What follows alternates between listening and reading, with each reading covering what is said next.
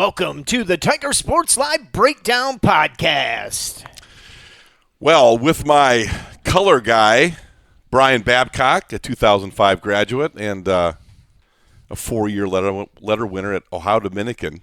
He's a strong safety there, right, Brian Babcock? I was, yes. AKA Jigs. Got a chance to coach him. He was one bad dude, and tonight we want to try this with the captain, Mark Bly, and see if we can get a weekly podcast to discuss the upcoming opponents in the Division 5 Region 18 playoff. And this week we have a 7-seed in Liberty Benton, Brian, that I think a lot of our fans have seen Liberty Benton. We've played them twice in recent history. They beat us in 2012, 14-9, in a pretty good ball game.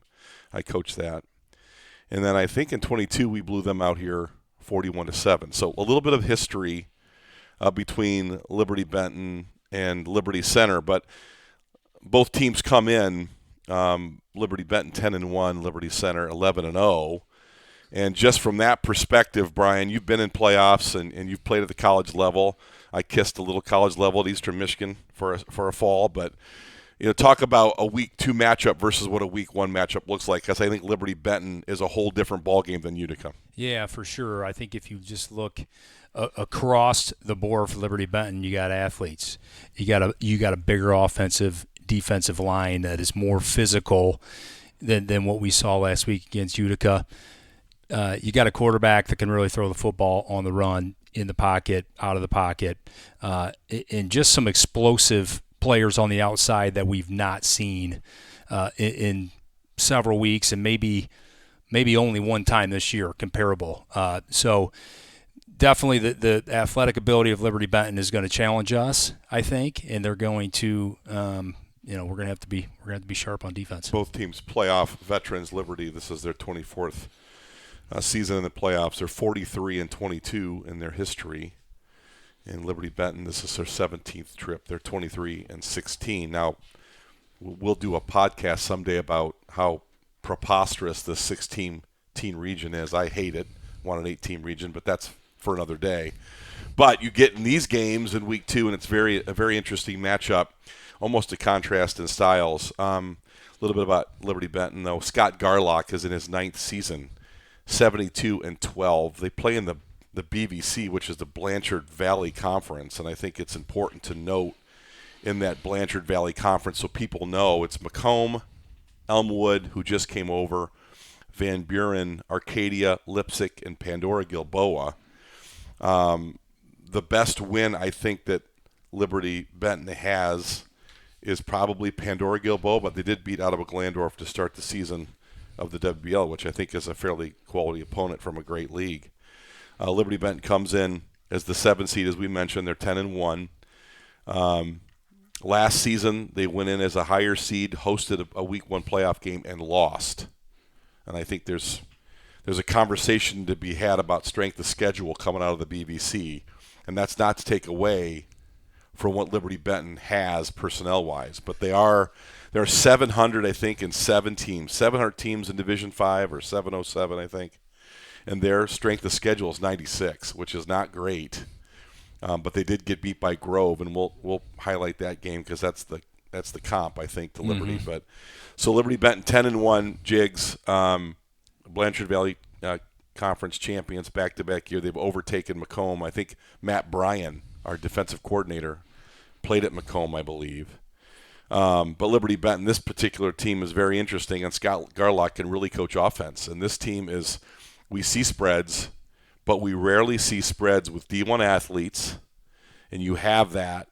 And I think in Seth Elkert, who is already committed to Toledo, and he's like a slot, can be an X, which is the receiver on the outside. Mm-hmm. A pretty innovative offense because they get him the ball a lot, and he is really a great-looking player. So talk about Scott Garlock's offensive sets and the spread. They go 3 wide, they bunch, they go 4, they motion into 5. I mean, they really will stretch you and stress you in the passing game. Yeah, I think creativity is the main word there for their offense. You're right. They'll get their players in motion a lot. They want to see what the defense is going to do, matchups, and see if they can adjust. They'll look to get number 10, Seth Elkert, the ball a lot. Mm-hmm. Like you said, slot, deep balls, jet motion, screen game. They'll also screen the running back a lot as well. So, you start thinking about jet motion. You start thinking about an advanced passing tree, because I think that's what I would consider this offense is having is a lot of different routes as I watch film on them. It's not just 3 or 4 different route trees. It's way more advanced than that. And as a defender, when you can kind of, we've seen this in the league all year where Cam Colley's, he's reading a play, sees it 3 or 4 times, and boom, he's going to jump one. With Liberty Bend, I think they keep you off balance because they switch you up with those routes so often. They have some players that can stress you with their athletic ability and their speed, take you down the field, take the top off. So, and then the run game. I mean, they got a running back, one of the other Elkert brothers. I think they're twins. Number 20 is a very good running back. Zach Elkert. He's a big kid, 6'3", 180, 190, that can really run once he gets into open spaces. So they got a lot of weapons on this team. Liberty Benton comes in scoring 41.5 points a game and only giving up 9.3 points a game. Again, against a strength of schedule that's 96, which is not great. There's some weaker teams on that schedule, but Liberty Center only comes in at a 57 strength of schedule, which is markedly better. But our league didn't generate the kind of games we had hoped. But upon review, when you watch this film, and things flash for both of us differently. You played safety and you were a quarterback. I played linebacker and I was an offensive lineman. I look at a few things that really step up for me when I watch them play. Seth Elkert has great size. Zach Elkert has great size. The quarterback, who's a senior, Trevin Lieb, has great size at 6'2". So Seth and Zach, the juniors, are 6'3" each. And then they've got a slot receiver who really I thought flashed in last week's playoff game, a senior, Braden Lemire at 6'2", 195, who made some great catches, and he is outstanding inside the hashes. Mm-hmm. And they've got other guys. You look at the scouting report. Number 2, Connor Barbera is a very good player on the outside. And his brother is their best defender as an edge rusher. So they are absolutely loaded with skilled guys that are not just tall, but they make catches, and they run crisp routes. And, Liberty Center is not known for our size in the secondary, even though Grady Miller has provided some of that, and Mason Smith has provided some of that, in the slot corner type position that we have there. But talk a little bit about, and you've had to do this. You've been a strong safety, more of a box player, tight end, run guy downhill. You've played some free safety in your career. But talk about the size that Seth and Zach present to our back-end guys, even linebackers. That those guys are athletic. They run well. They're outstanding route runners. They catch the ball well. They win balls 50-50. Mm-hmm. These guys are complete players in the pass game. Talk about that a little bit. Yeah, I mean, if you watch the quarterback, Trevin Lieb, he's good on the run. He's good throwing the football, but he throws a lot of 50-50 balls because he has these bigger receivers that can go get the football. He trusts them. He's not afraid to throw a 50-50 ball, and you'll see that in film. And maybe he does throw one here and there to the other team, but he puts his guys in position a lot of times. And you're right. The key on a defender when you're playing a taller receiver, one, you got to play the hands, right? So you're not always maybe going to go match at the peak of competing for a ball, but you play the hands, play through the hands.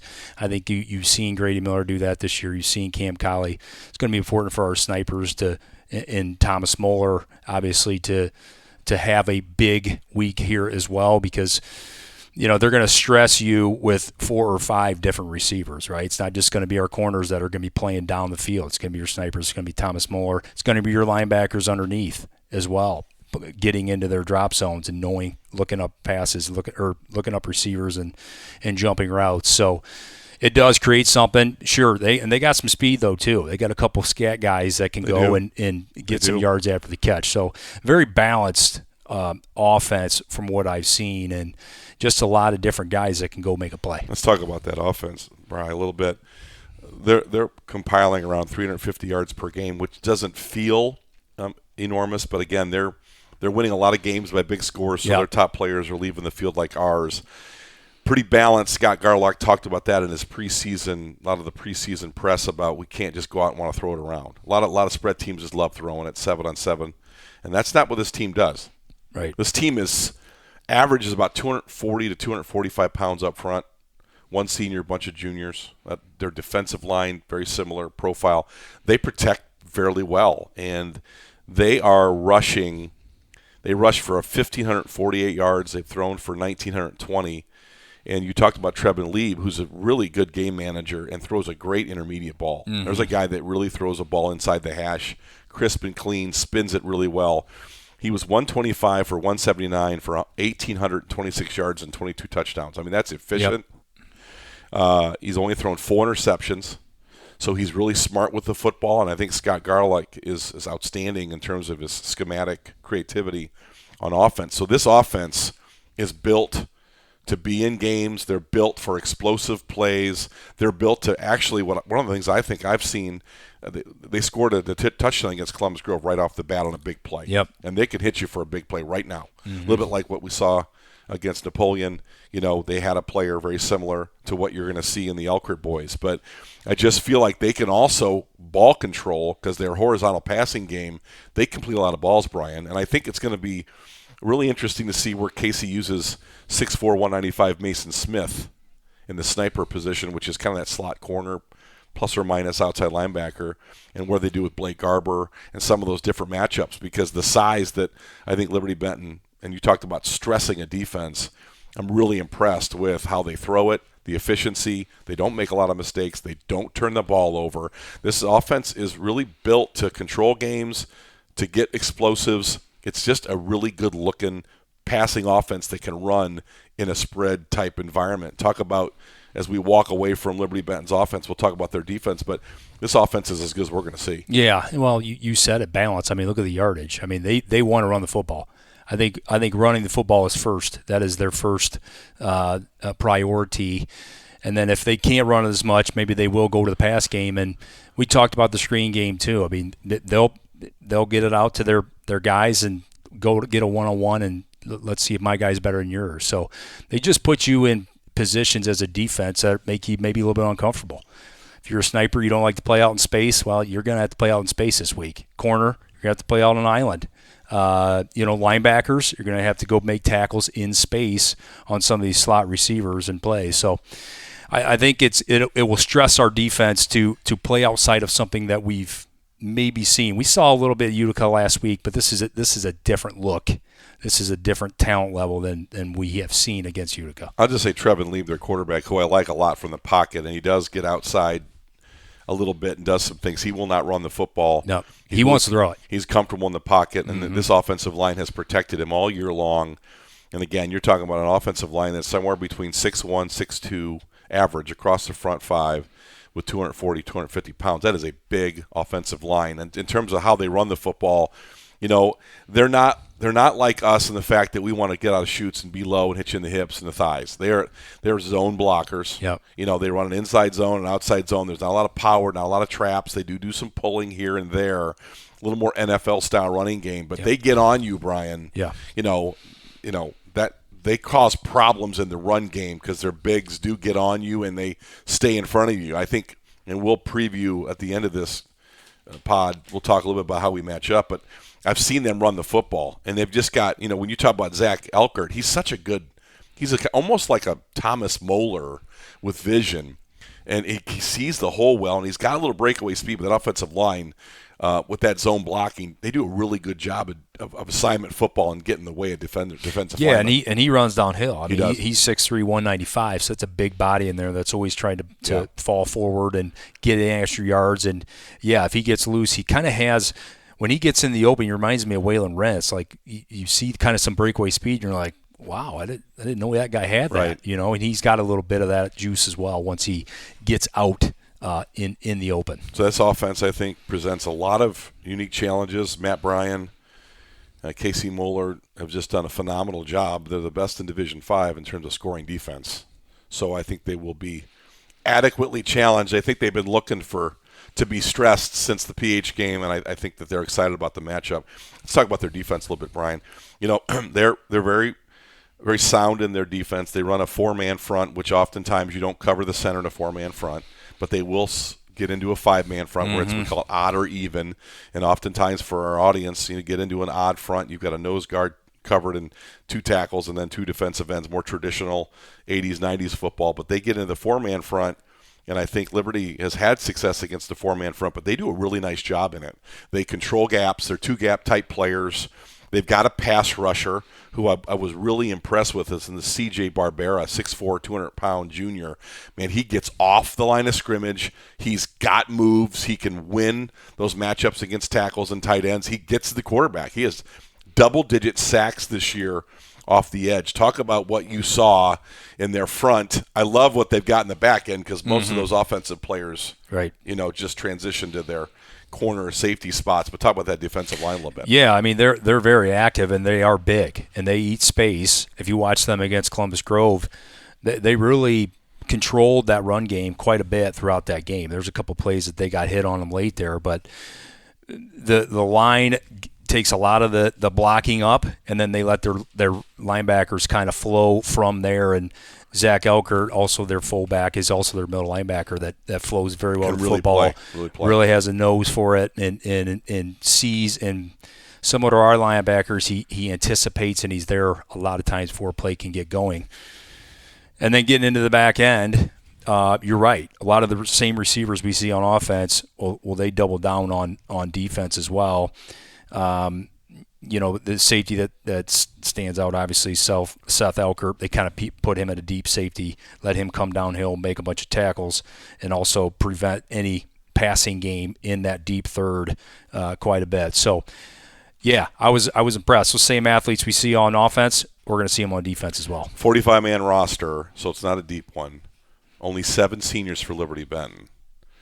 6 starters on each side of the ball, but a lot of their stars outside of the Elkert brothers, and maybe the Barbera kid, the defensive end. They've had to retool, but Garlock is 72-12 and has gotten this team ready to go and has won another conference championship. Liberty Benton sound defensively and does a great job on offense. It's the depth that I think worries Coach Garlock a little bit. Liberty brings a roster of 72 kids into this game. One other piece that I think is important, and I was doing a little study on Liberty Benton, they can kick the football. They have a kicker like an Ian Rosebrook that can hit a 40-yard field goal. He's hit a bunch of those in his career. So if this game kind of gets into one of those half-score, one-score games, they're a dangerous team. And even talking to Mark Bly a little bit prior to going on here, we talked about athletes and that Liberty Benton is an athletic school. They're great basketball. They do great in track. They're run jump kids. And all these kids, Jigs, I mean, most of these kids are 6'1", 6'2", 6'3", 6'4", 6'5", 5'10", 6 foot. I mean, the bulk of their roster has a lot of – and Casey talks about all the time, he loves vertical size. He loves that height. And these kids have it, and they really can move. They're good athletes. Yeah, I think when you just look, we see them Friday night kind of match up just physically against Liberty on the look test, I think it's going to be very similar. When you look at their athletes versus ours and their line versus ours, I think it's going to look very similar.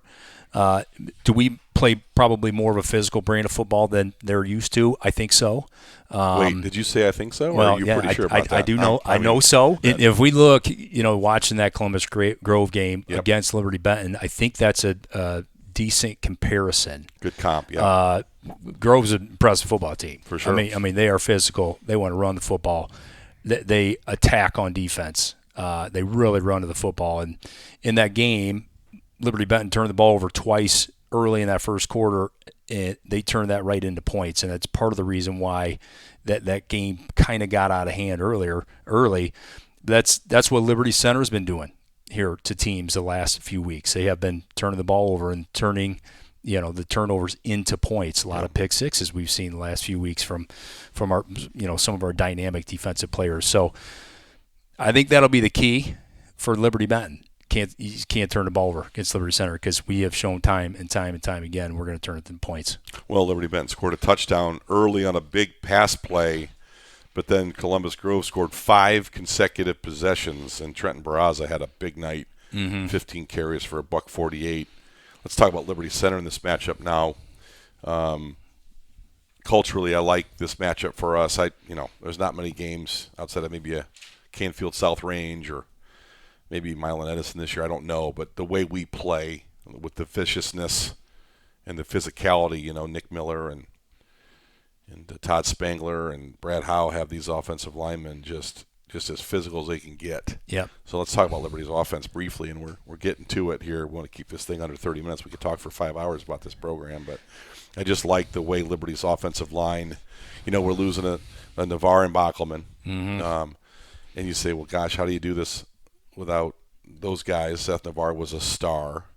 Bockelman was, Division 5 lineman of the year, whatever he was. And we've replaced that seamlessly. It's a little bit different kind of player. You've had a great season from Xander Zeider. Hunter Spangler has been fantastic.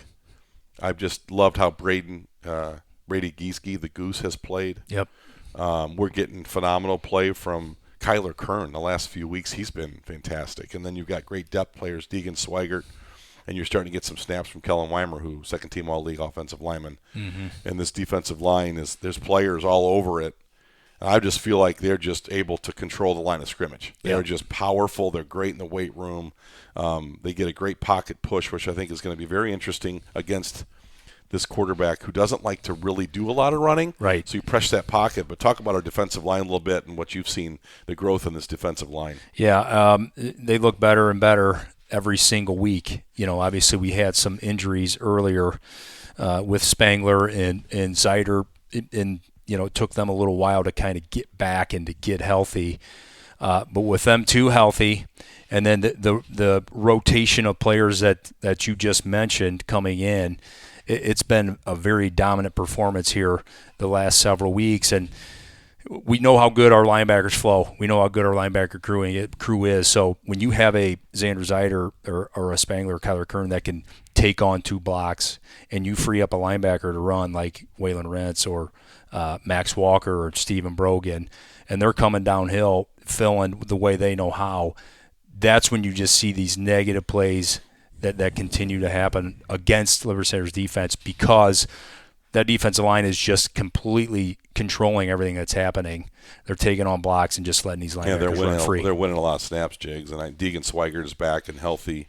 And Logan Cifuentes, who was kind of an early flash, has settled into his role as a depth rotational player. So Nick Miller has built a really nice-looking defensive line, a defensive line that may not get sacks in the way that Landon Bockelman and the guys last year got sacks.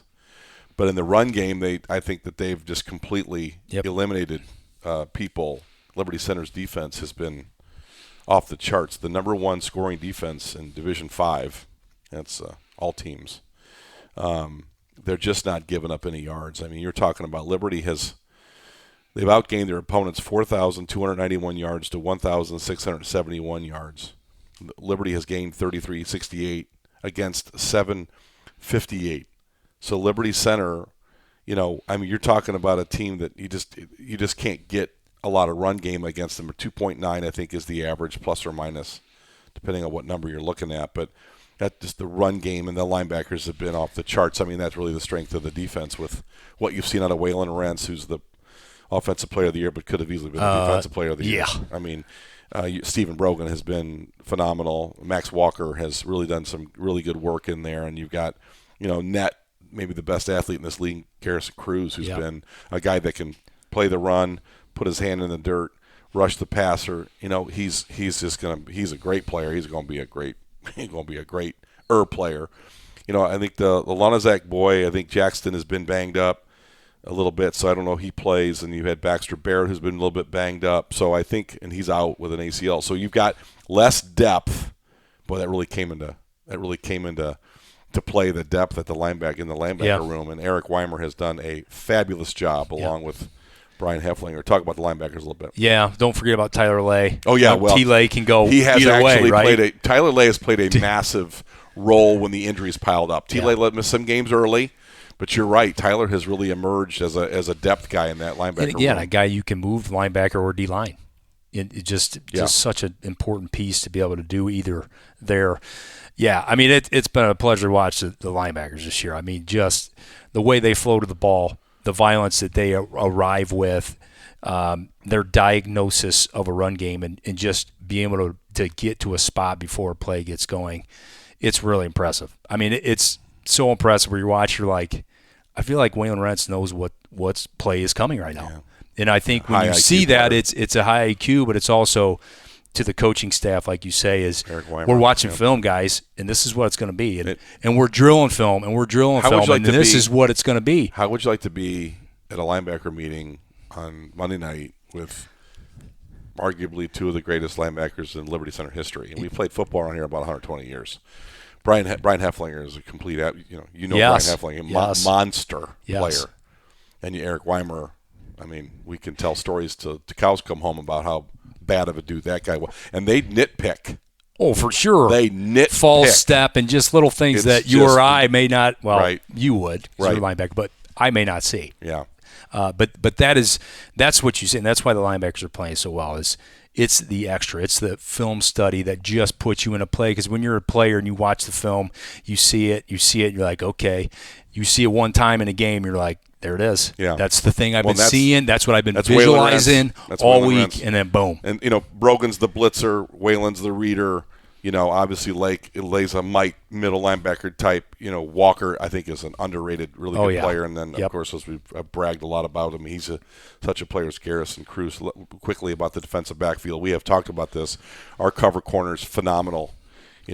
I mean, how do you not love Cam Colley and the career he's put together at cover? And then I think, quite frankly, the shutdown corner of the league and in the area is Grady Miller. And these guys are going to get stressed. Right. And then you've got your snipers with, and I think we've got a great year out of Blake Garber. Yep. We're getting a great finish out of Mason Smith. Jackson Bartels. Jackson Bartels is having a phenomenal defensive season in the last 10 games. He has been all over the place the last 8 games. So Caden Sonnenberg comes he has in helped there, us, has helped us has helped us when you get into a 5 wide and you've got to kind of get into a nickel dime kind of look, whatever that looks like for our scheme. But defensive backs have been very good. Yeah, they have. And just eliminating the big plays. Like we saw one big play all year against the point. That was it. Yep. And it's not like we haven't played decent passing games, because we have. But it just shows you how well the corners are playing. They almost run the routes for a lot of these receivers. Cammy baiting guys. Yeah, and you see these. You're up there laughing. You're laughing like he's baiting. And you can see it. I mean, because he can break on the. I mean, he's got a 3-step, stick it, 4-step, and go. That's as a defensive back. It's the 3-step, and you got to stick that foot, and you got to go. And Cam gets out of that break about as well as anybody I've seen. We're getting to the end of this thing. I want to talk about our offense real quick. When I watch our offense play every week, and you watch it play every week, it really matches up nicely against this defensive line against Liberty Bend. I have a lot of respect for their size, but the way the Clayton Seals get off the ball, and the Max Walkers get off the ball, and the Tyler Lay get off the ball, and the Goose Giesge and the Weimer and the Spangler. I mean, we just got dudes that just get off the ball. Zeider, a lot of those defensive linemen, these guys get off the football. They block out of a chute. They're blocking you low, waist, thigh, drive, feet don't stop, and then they're blocking second and third level for explosive plays. This offensive line has been phenomenal. It's been outstanding for years. Nick Miller and his crew with Spangler and Howe, and then last year Paul Amstutz. These guys just do such a good job on the offensive line. Yeah, I think that's the biggest thing when you watch film of other teams offensively. You don't see the explosion on the offensive line like Liberty Centers. They play at a different speed, in a different explosion level, and the way that they block, the guards, the way that they block and just hit you and hit you and hit you. I think that has been the biggest thing for Liberty Center in the last 30 years, right? Sure. Is the offense is the physicality of the offensive line that you cannot replicate as a team coming in, because you can't put a scout team together that gives you a look like you're going to get when you get on the field. Running back room, just an incredible compliment to all that. You're so physical up front, yet you're going to bring in Waylon Rentz, who arguably is the most physical running back we've seen here in a quarter century. Yeah. A guy that can run away from you, but prefers to run over you first, then run away from you. And then I guess. stiff arm you and throw you to the ground. And this guy's getting 7 carries a game. What's that look like under Rex Linger with 40 carries? Is that 300 yards a game? Is that 400 yards? I mean, I don't know what that even looks like. Right. And that old traditional 0-1 trap, 34, 35 power, 40 times a game. You were part of that. Oh, yeah. You saw the fullback get the ball 20 to 30 That's it. times. Troy We're not doing Westover. that. Troy Westover. Yes. I mean, Cordis, we just go down the line. Just bang. Tate Slee, boom, Yep. boom, boom. He's not even getting those carries and gets the Offensive Player of the Year.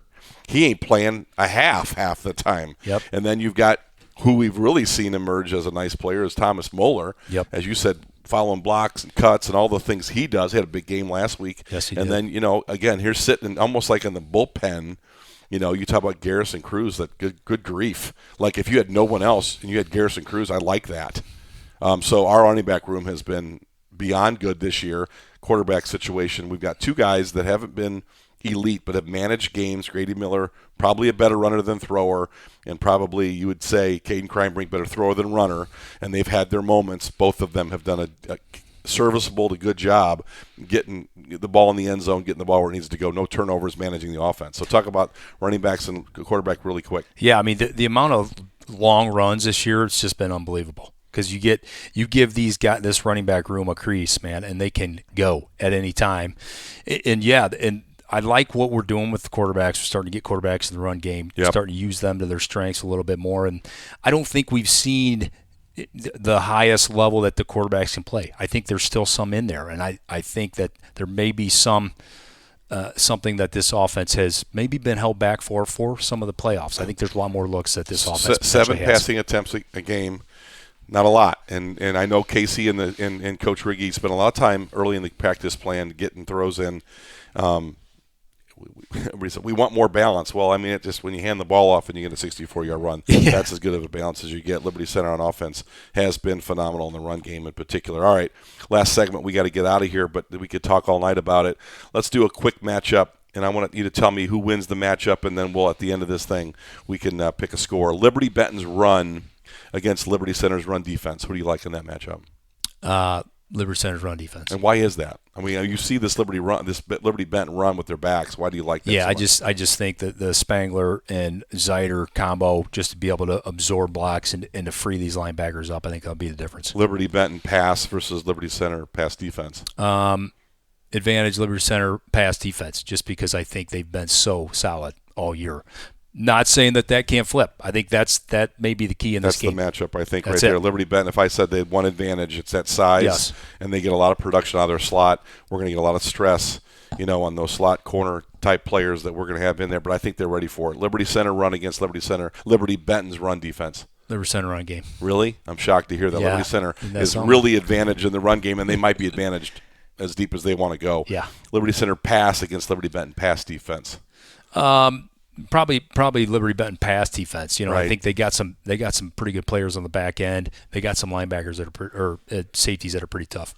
Special teams, I have loved Ian Rosebrook. Yes. Max Walker has fought and eaten through a bunch of hand injuries and a hammy, but he is a weapon. He's won games. He won the Archbold game, I think, as a frosman or sophomore here, 15-6. He won that game. Guard, linebacker, kicker, whatever you want him to do. And then Ian comes in, or as Spike calls him, Ian. Ian Rosebrook is a threat. He's a field goal kicker. Yes. I think he's missed one extra point. Our coverage team's off the chart. Brian Hefflinger has those kids playing at a level that special teams has been great. But they put such an emphasis on special teams here. It's so phenomenal. But yet you have a Liberty Benton group of players that if you give them space and they get a sideline or they get some space, they're a problem group. Who do you like in our matchup? Special teams all the way, punt, field goal, coverage, Liberty Center or Liberty Benton? Well, we don't punt it that often. We don't get to see the punt game from Liberty Center too often, which has been a good thing all year. But Kreinbrink, though, can punt the football. He sure can. When Max Walker's banged that's up. right. But I think advantage Liberty Center. I mean, that kickoff team, it continues to put you inside the 20. Yes. Almost Field position. Almost every single time. And then we've talked about how quick that can turn when the opposing offense then goes 3 and out. Boom. Liberty Center gets the ball in the 50, short field, 2 plays, touchdown. So that is what that kickoff team Does every single, and just stresses you, man. When you're an offense and you got 80 yards and you're OC and you're looking at 80 yards against this defense, like, you're going to ask me to do that 4 or 5 times, beat this team?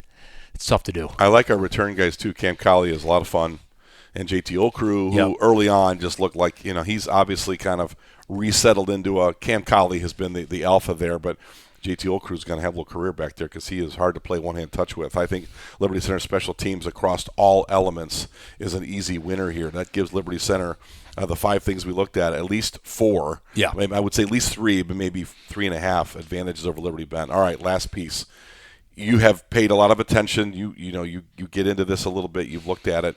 What is the score? Liberty Center, Liberty Benton at Rex Lindgren Field, Kip Kern Field, Liberty Center. Rex Lindgren Stadium. Tell me what the score is to win this game. And does Liberty Center win it? You want the full? I want the my full, score prediction. I want the money.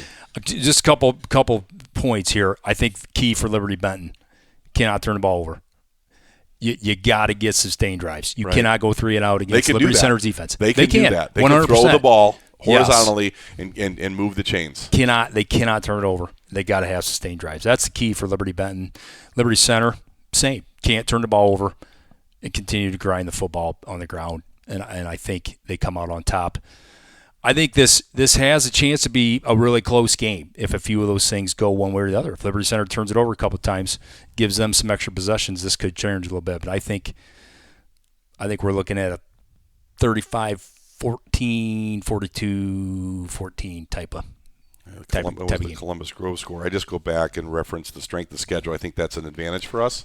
They have not seen a team like us. Columbus Grove does play a lot like us. Yes. They don't play like us every snap. Right. On every side of the football. All 3 phases, we're looking to really play super physical. Columbus Grove is too. Yeah. But I think Liberty Center plays that kind of brand of football, and I think eventually that they'll be looking at basketball season at some point. I think Liberty Center wins this thing 42-17 because I think they can kick a field goal. I think they'll be in this thing early. Liberty Center dominates this game. That brings them to 12-0 with a potential matchup with Oak Harbor. So first breakdown podcast of the playoff season. Jiggs, it's been a pleasure. And we will wrap this up. Liberty Center looking for a big win. Rex Lindgren Stadium, Kip Kern Field, Friday night, 7 o'clock.